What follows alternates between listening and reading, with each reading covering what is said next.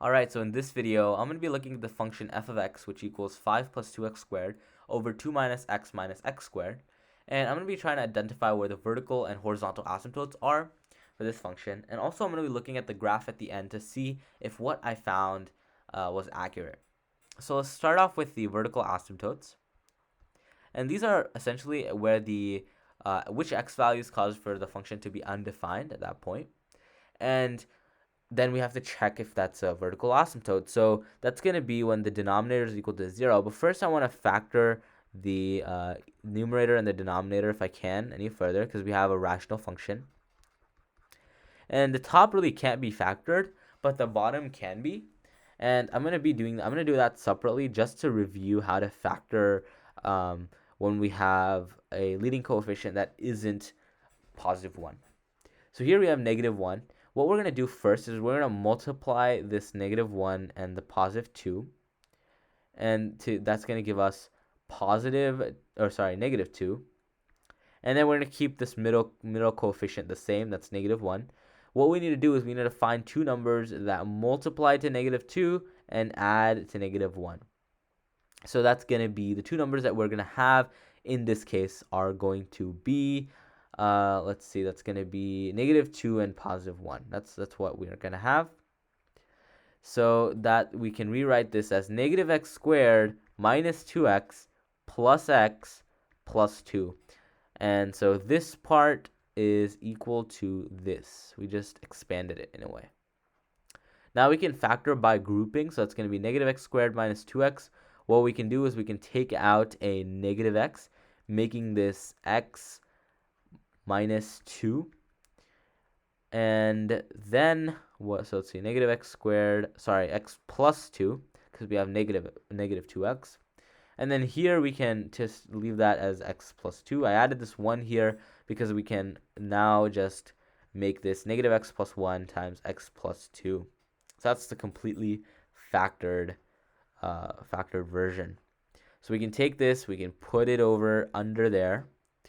So that's just going to be negative x plus 1 times x plus 2. And we cannot really cancel anything here, so we just set the denominator equal to 0 because it's a rational function. So when the denominator is equal to 0, that's where it's undefined. So we have negative x plus 1 equals 0, x plus 2 equals 0.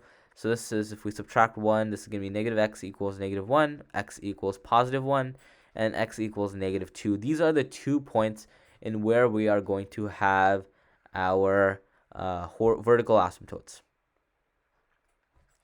All right, now let's try to find the horizontal asymptotes. The horizontal asymptotes are going to be, they're going to be where the limit as x approaches positive or negative infinity of the function, and the function is 5 plus 2x squared over 2 minus x squared. Now the one interesting thing that we can do to find this is we can just ignore this positive 5 over here. So we can just ignore this positive 5 over here and this 2 minus x right over here, and just worry about this 2x squared minus x squared over negative x squared. And the reason why is because when we're dealing with like positive and negative infinity, those are really like large values or like really small values. The other portions like the 5 and the 2 minus x, they're not really going to make much of a difference. So when we're dealing with large numbers, we can really just get rid of them, because these are going to be what really make the difference. So here we just have 2x squared over negative x squared. And so this x squared can be canceled out right here.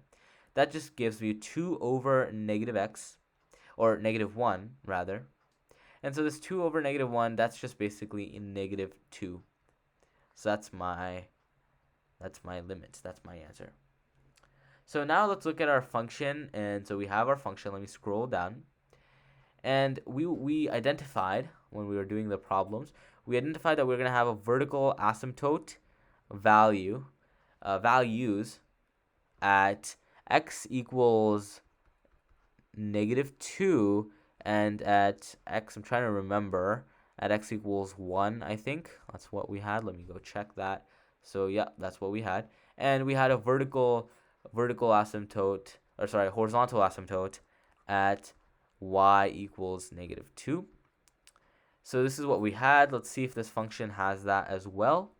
So if we look at this function here, we have a vertical asymptote at -2 right over here. That's -2. We have a vertical asymptote.